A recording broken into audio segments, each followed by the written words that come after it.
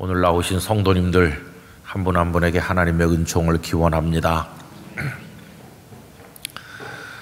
이미 다 아시는 얘기입니다만은 제가 신학교에 들어갈 때 입학시험을 치르게 됐어요. 신대원 입시를 치르는데 그때하고 지금하고는 좀 많이 달라졌다고 들었습니다. 저희들은 입학할 때 다른 과목들과 함께 성경시험을 치렀습니다. 근데 그 시험이 뭐 이렇게 시험지 한두 장 치는 게 아니고 성경 종합시험 그래가지고 굉장히 오래 치는 시험이었어요. 그때 제가 기억하기로는 시험지를 받으면 한 3시간 정도 치는 시험이었어요.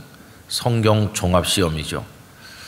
근데 우리는 무슨 생각을 하느냐 하면은 신학교에 들어가면 성경을 배운다, 들어가서 배운다, 그렇게 생각을 했는데 학교에서는 입학하기 전에 성경을 다 배워가지고 성경 내용을 숙지해가지고 입학해야 된다 하는 것이었습니다. 그래서 성경 시험 내용도 그 형식도 다양했어요. 오지선다형 문제가 굉장히 많이 있었고 개수는 생각이 안 나지만 하여튼 골라 잡는 문제가 많이 있었어요. 그래서 다 신학생 되려고 왔는데, 하나님을 따르기 위해서 왔는데 시험은 시험이니까 어떤 게 답인지 잘 모르면 정말 연필 굴리던지 요행수를 추구해야 되는 그런 웃지 못할 일도 있었어요. 또 그런가 하면은 단답형으로 쓰는 문제도 많았습니다. 근데 그 단답형도 쉬운 건 아니었어요. 예를 들면 다윗이 골리앗을 이긴 걸 가지고 뭐 다윗이 이긴 블레셋 장군이 누굽니까? 그런 수준의 문제가 아니었어요. 그거는 영락교회 유치부에서 배우는 거고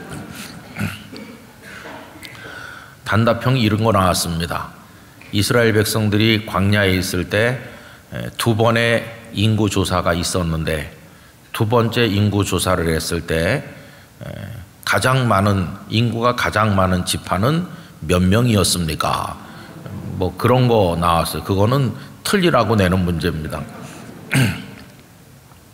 그래서 시험 문제를 출제한 교수님들을 마음속으로 욕했어요. 신학교에 들어가야 되는데 욕부터 하고 입학하는 겁니다. 뭐 이런 문제를 냈나. 그리고 이제 또 많이 했던 게 요절을 쓰는 거예요. 몇 장 몇 절 이렇게 나와 있으면 그 내용을 쓰는 거고, 또 그 내용이 나와 있으면 이게 어느 성경 몇 절 몇 장 몇 절이다, 그걸 쓰는 거고. 그래서 입학 원서를 내면 거기서 한 200개 정도 줍니다. 요 200구절 안에서 성경 암송이 출제되니까 다 외우라.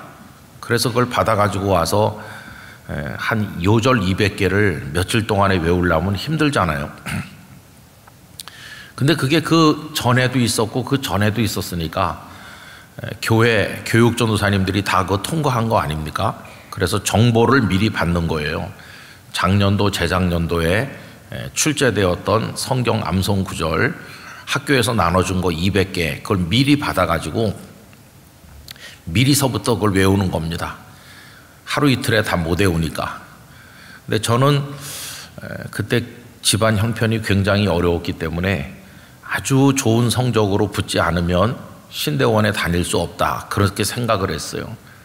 근데 제가 한경직 목사 기념사업회에서 성적이 좋은 학생에게 졸업할 때까지 장학금을 준다는 정보를 입수해 가지고 알고 있었거든요.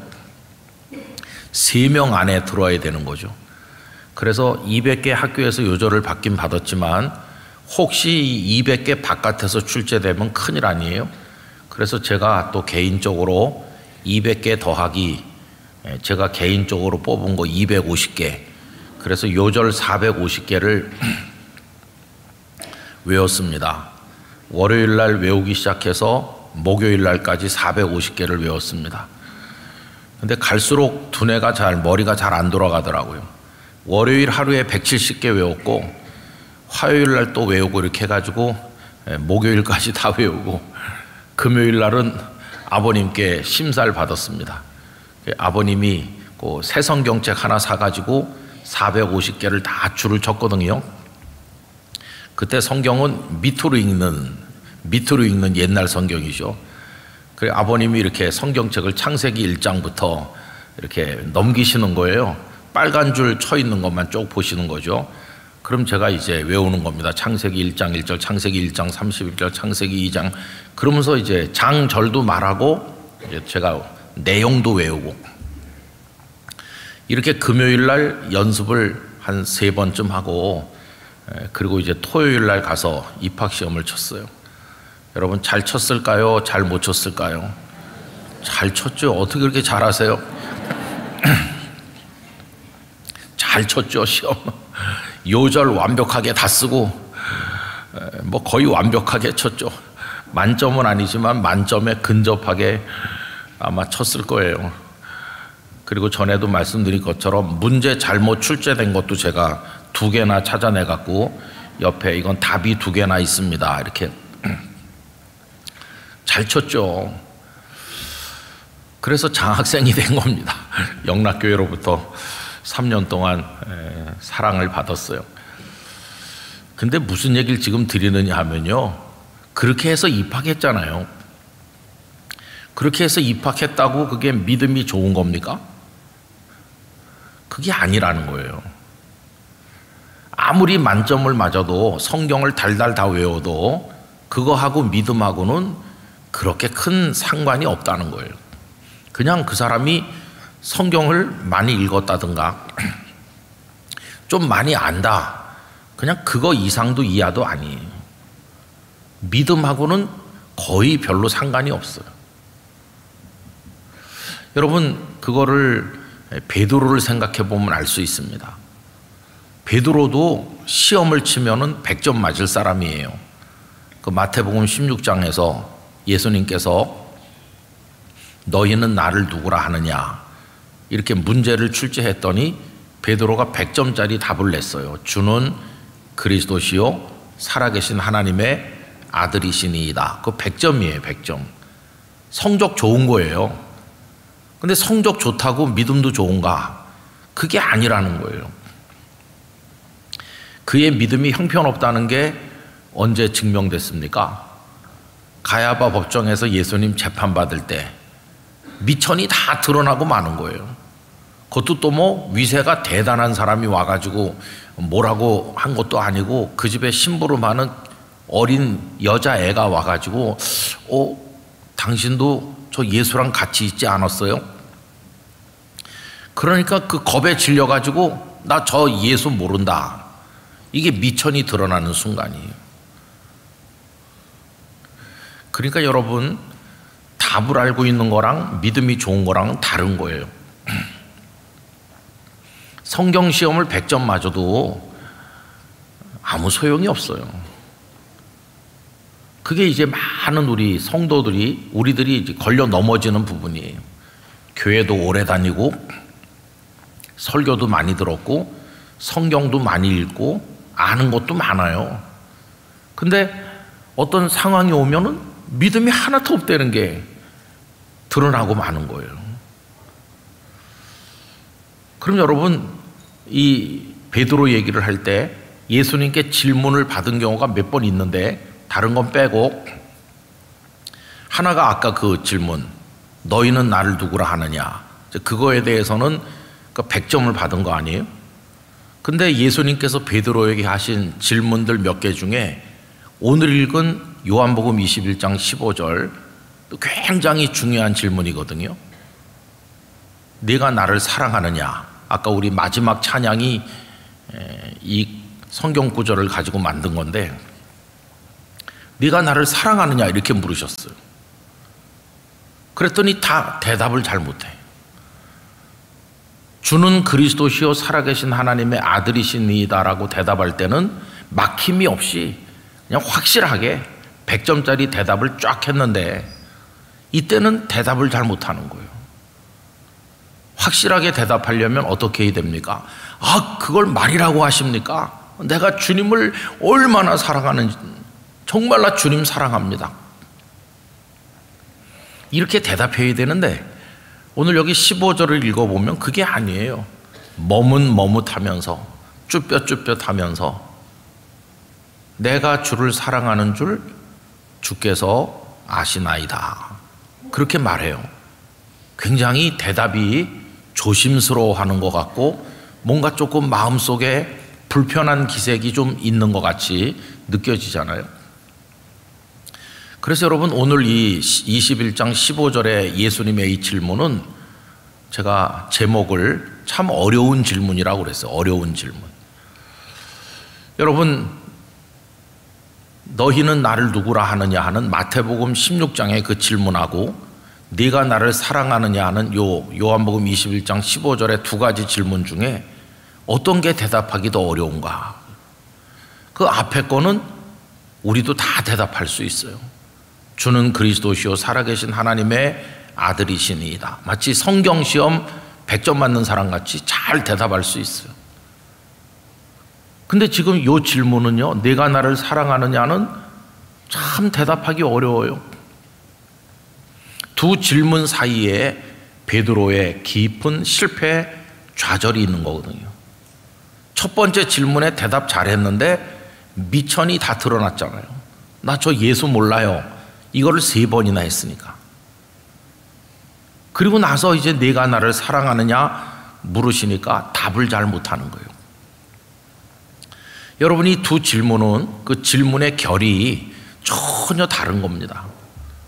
그 첫 번째, 너희는 나를 누구라 하느냐, 이 질문은요, 소위 신학이라고 말할 수 있어요. 신학. 여러분, 신학을 신학자들이 연구하고 가르치는데 그거는 주님이 누구신가를 알아가는 학문이에요. 주님이 누구실까? 성경을 보니까 주님은 이런 분이라고 나와 있더라. 주님은 전능하시다더라. 주님을 배워가고 주님을 알아가는 거. 그게 너희는 나를 누구라 하느냐. 신학적 탐구예요. 신학자들은 평생 동안 신학을 연구하기 때문에 굉장히 깊이 있는 신학의 지식이 있습니다. 학문이 있습니다. 아주 깊은 얘기들을 많이 해요. 성경 전체를 분석해가지고 하나님의 섭리, 하나님의 뜻, 하나님의 세계 경영, 창조로부터 종말까지 조직신학, 성서신학, 다양한 학문이 존재해요. 무수한 박사학위들이 거기서 나오는 거죠. 교수님들도 많고. 근데 여기 내가 나를 사랑하느냐는 신학이 아니에요. 그거는 학위를 받았다고 대답할 수 있는 문제가 아니거든요. 네가 나를 사랑하느냐는 신학의 문제가 아니에요. 그럼 그건 뭐냐? 그거는 여러 가지 말로 표현할 수 있는데 어떤 분은 이렇게 표현했어요. 그건 영성의 문제다. 영성. 신학하고 영성하고는 좀 달라요. 신학은 주님이 누구신가에 관해서 알아가는 거고, 영성은 주님을 닮아서 주님처럼 살아가는 것이. 이 두 가지는 전혀 다른 것입니다. 그러니까 여러분, 신학을 많이 공부하고 성경을 100번씩 읽고 성경 내용을 다 달달 외우고 그래도 신학에 있어서 탁월해도 영성이 바닥인 사람도 있어요. 성경은 그렇게 많이 알지만 그 사람의 삶이나 주님을 사랑하는 건 빵점인 사람도 있어요. 이게 우리를 참 힘들게 만드는 겁니다. 여러분, 구약시대 때 엘리 제사장을 생각해 보세요. 실로의 성막을 지키면서 대제사장으로 이스라엘의 최고 영적 지도자가 엘리 대제사장이잖아요. 율법에 대해서나 하나님을 섬기는 거, 제사 드리는 거, 이런 거에 대해서 엘리만큼 전문적으로 알고 있는 사람은 없을 거예요. 그는 그 신학의 영역에서 최고예요. 그러나 하나님을 사랑하는가 하는 이 영성의 영역에 들어오면 엘리는 빵점이에요. 자기 두 아들이 성막에서 형편없는 짓을 하면서 하나님의 진노를 불러일으키고 있지만 그걸 처리하지 못했어요. 결국 나중에 어떻게 됐습니까? 엘리의 가문은 하나님께 버림받는 거죠. 그 집안의 대가 다 끊어지고 완전히 멸망하고 말아요. 여러분, 이 두 가지를 우리가 잘 생각해 봐야 됩니다. 오늘 우리 한국 교회, 우리 교인들인 우리들이 어떤 면에 마음을 두고 있는지를 생각해 봐야 돼요. 아마 대부분의 성도들은 이 첫 번째는 많이 통과했을 거예요. 다 주는 그리스도신 줄 알고 하나님의 아들이신 줄 알고 다 알아요. 근데 이제 문제는 이게 안 되는 거예요.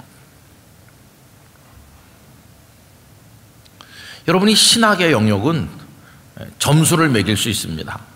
그래서 베드로가 대답을 잘했을 때 예수님이 칭찬하셨잖아요. 바요나 시몬아, 내가 복이 있도다. 100점이야 100점.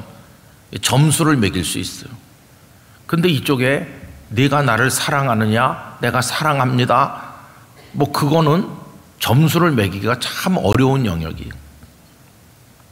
다른 사람 모르는 겁니다. 그거는 신학교에서 학기마다 시험을 쳐갖고 시험지를 내고 리포트를 내면은 교수님들이 보고 점수를 매겨요. A 플러스 뭐 B 플러스 이렇게. 그런데 이 사람이 하나님을 얼마나 사랑하는지에 대해서는 아무도 점수를 매길 수 없어요. 그건 남은 모르는 것입니다.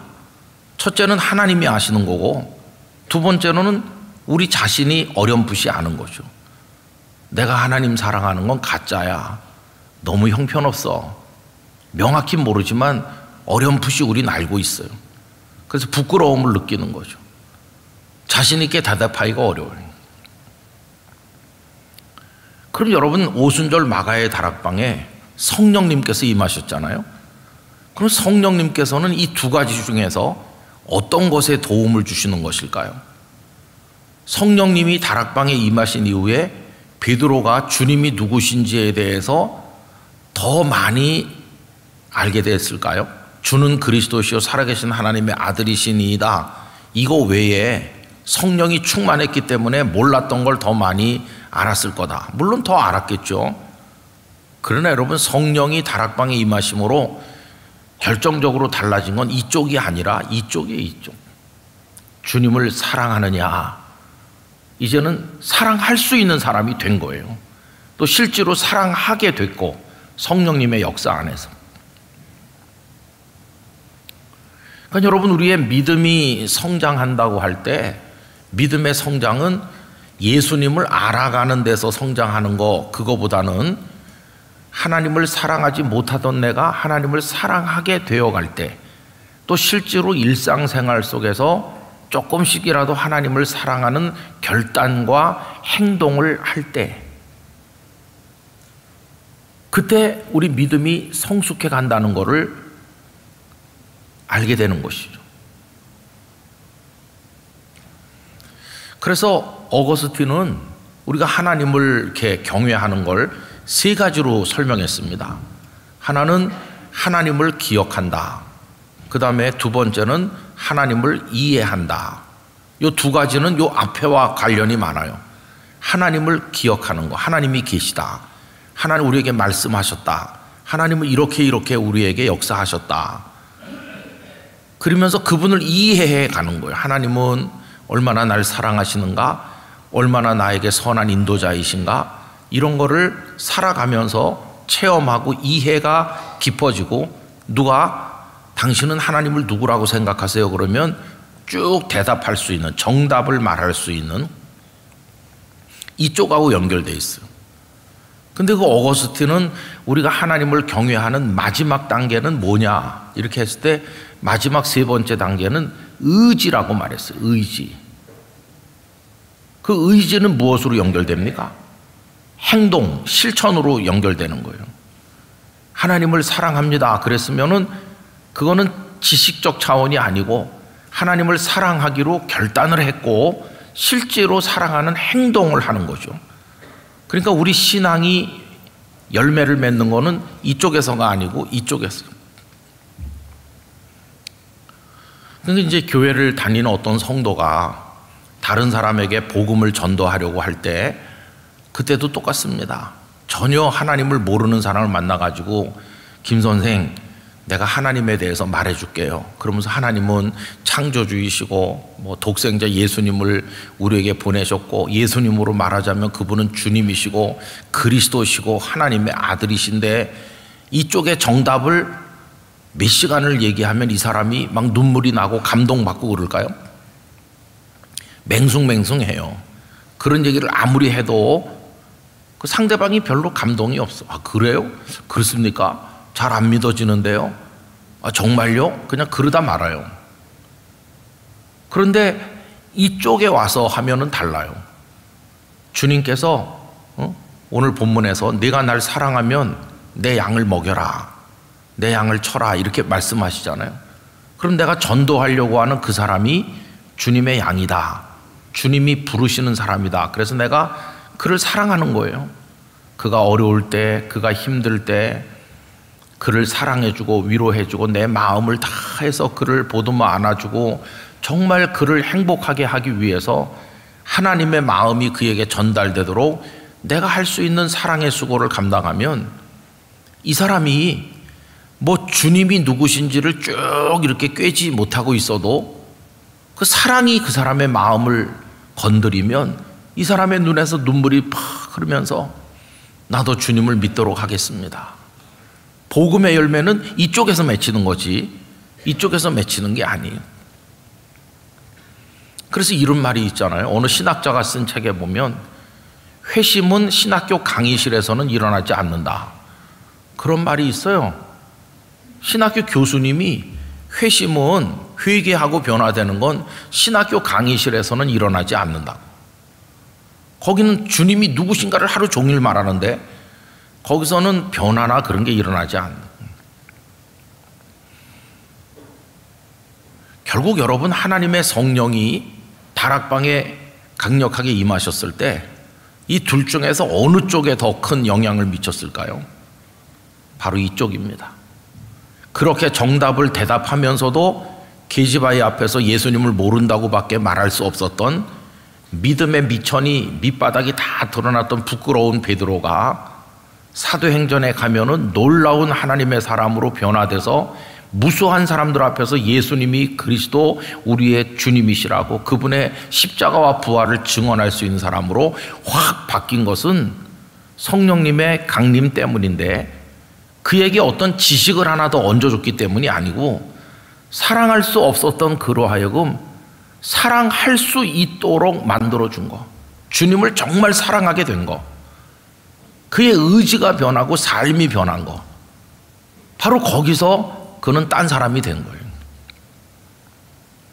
저는 어떤 의미로 보면 우리 한국교회 성도들, 저를 포함해서 어떻게 보면 더 많이 알 필요가 없을 만큼 많이 알고 있다고 생각합니다.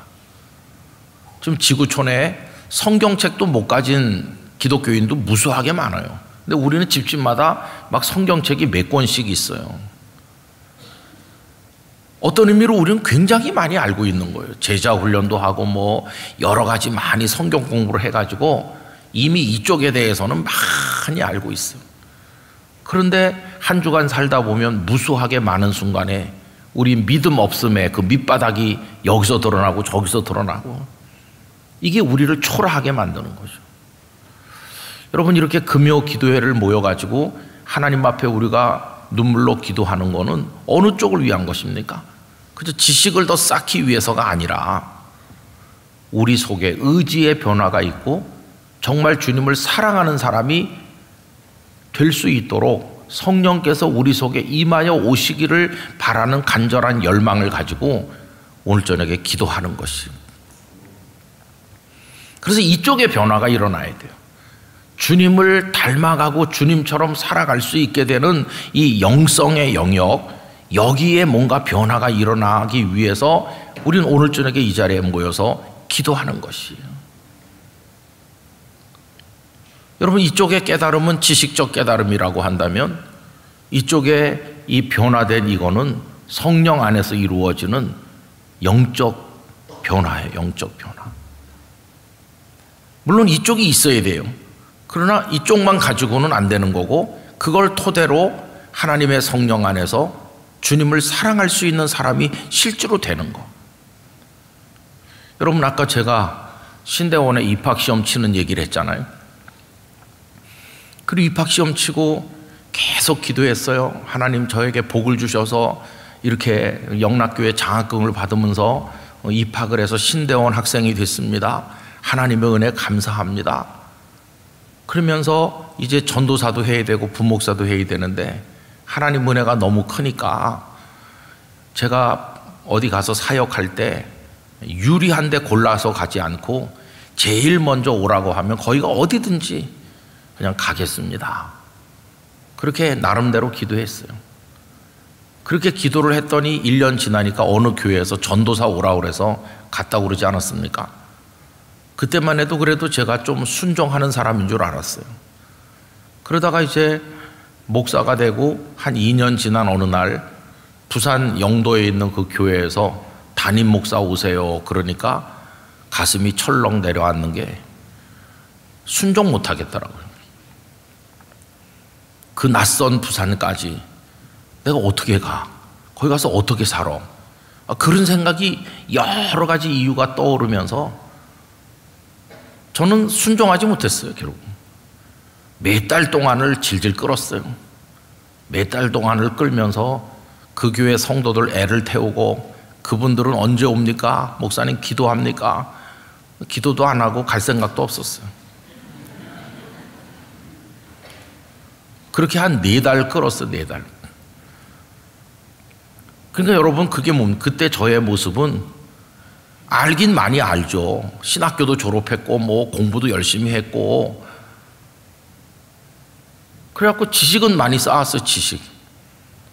졸업하는 날은 제가 성적 좋다고 앞에 나가 상도 받고 그게 아무 소용없는 거예요. 진짜 믿음이 있다면은 기도도 내가 그렇게 했으니까 연락이 오자마자 딱 보따리 싸갖고 딱 갔어야 되는 거예요. 행동할 수 있느냐? 그게 믿음이 있는 게 증명되는 거잖아요. 근데 그걸 못한다니까요. 그걸 못하고 그냥 계속 끄는 거예요. 믿음 없는 미천이 바닥까지 다 드러나는 거예요. 그래서 하나님께서 이 형편없는 목사를 마치 그 베드로에게 그런 말씀과 체험을 통해서 변화시켜 주시듯이 그래서 그가 딴 사람 되게 하시듯이 하나님께서는 제 아버님을 통해서 저를 깨우치시고 저로 하여금 회개하게 하시고 순종하게 하셔서 부산으로 가게 된 것이 그러니까 여러분 변화는 이쪽에서 일어나야 되는 거예요. 우리가 금요기도에 이렇게 모여가지고 기도하는 거는 단지 우리의 뭐 간지러운 데를 긁어주세요 그런 기도 그걸 넘어서서 우리가 근본적으로 정말 주님의 사람으로 변화되길 원합니다. 성령님께서 우리에게 그렇게 역사해 주시기를 원합니다. 성령님께서 우리 안에 임하셔서 우리를 예수님을 정말 사랑할 수 있는 사람으로 바꿔주시고 예수님을 정말 사랑하게 될 때 우리 삶의 모든 것들은 주님이 책임져 주실 것이라고 믿습니다. 너희는 먼저 그의 나라와 그의 의를 구하라. 그게 뭘까요? 그게 주님의 사람으로 살아갈 수 있는 사람으로 바뀌어가는 걸 말하는 것이고 나머지 모든 것은 주께서 다 더해 주시는 거예요. 우리의 살고 또 뭐 먹고 마시는 모든 것은 다 우리의 근본이 변화될 때 주님께서 다 알아서 해결해 주실 것이라고 믿습니다. 가장 중요한 것은 진짜 내가 그리스도인인가? 그게 제일 중요한 거예요. 그래서 베드로가 겪었던 그 영적인 경험, 우리가 그걸 복음서에서 읽고 또 읽고 또 읽는데 그게 이제 우리 안에서 일어나야 되는 거예요.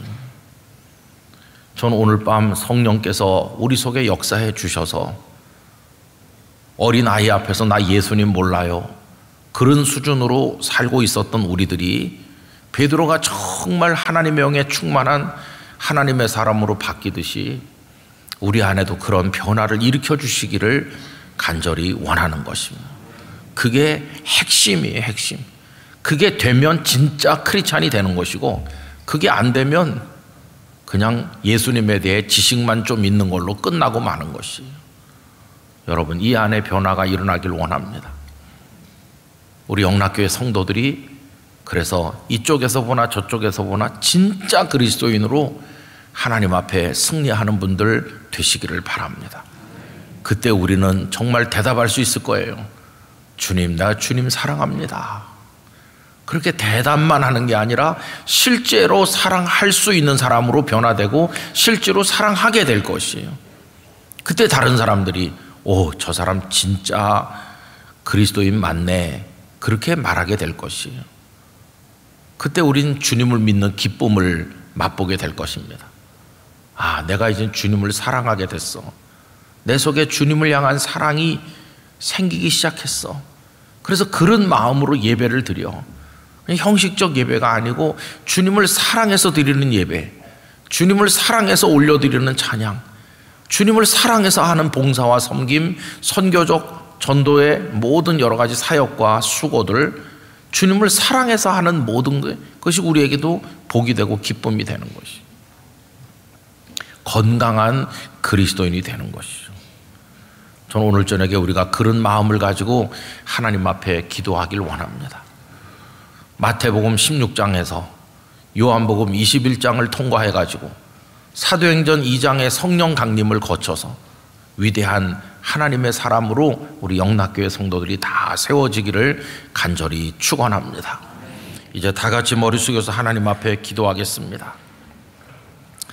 얼마나 하나님을 잘 믿는 것 같이 보였지만 믿음 없는 부끄러움 미천이 다 드러나곤 하는지, 주여 날마다 그 부끄러움이 반복되고 있다면 저희를 용서하여 주시기를 원합니다. 주님에 대해서 알기는 많이 알고 있는데 왜 우리는 주님을 실제로 사랑하지 못하는 것일까요? 왜 결정적인 순간에 망설이며 도망가게 되는 것일까요? 왜 비겁하게 행동하게 되는 것일까요? 주여 저희의 믿음 없음을 불쌍히 여겨 주시옵시고, 지식을 쌓는 것 그 영역보다는 우리의 인격과 의지가 변화되고 삶이 변화되는 영역에서 하나님의 성령의 역사를 경험하게 하여 주시옵소서. 주여 이 밤에 저희들의 심령을 수술하여 주시옵소서. 다락방에 임하신 성령이시여 저희에게 임하여 베드로가 진정한 베드로가 되도록 하신 것처럼 저희들에게도 그런 역사를 허락하여 주시옵소서. 그런 마음으로 이 밤에 기도하길 원합니다. 우리 다 두 손을 들고 우리의 믿음 없음을 불쌍히 여겨주시도록 성령께서 이 밤에 우리에게 강하게 임하셔서 우리로 하여금 실질적인 진정한 그리스도인이 되게 해달라고. 두 손 드시고 다 같이 주님 부르며 기도합시다. 주여 주여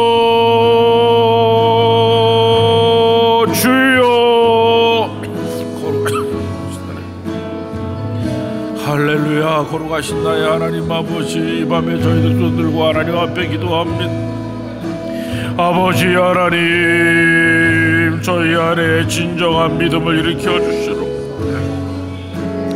날마다 주님 앞에 부끄러운 저희의 모습이 드러나고 믿음 없는 형식적인 저희의 모습이 고정될 때가 너무나 아버지, 저희를 불쌍히 여겨주시기를 원합니다. 성령이시여 저희를 수술하여 주시기를 원합니다. 놀라운 하나님의 영광으로 저희들을 아버지 하나님,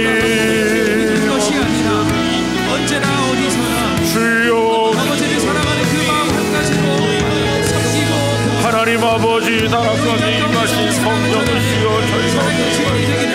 저희의 심령 골수를 찔러 쪼개어 그리스도의 사람으로 주님을 사랑할 수 있는 일과 행동과 삶을 진실로 주님을 경외하는 사람이 될 수 있도록 아버지 하나님,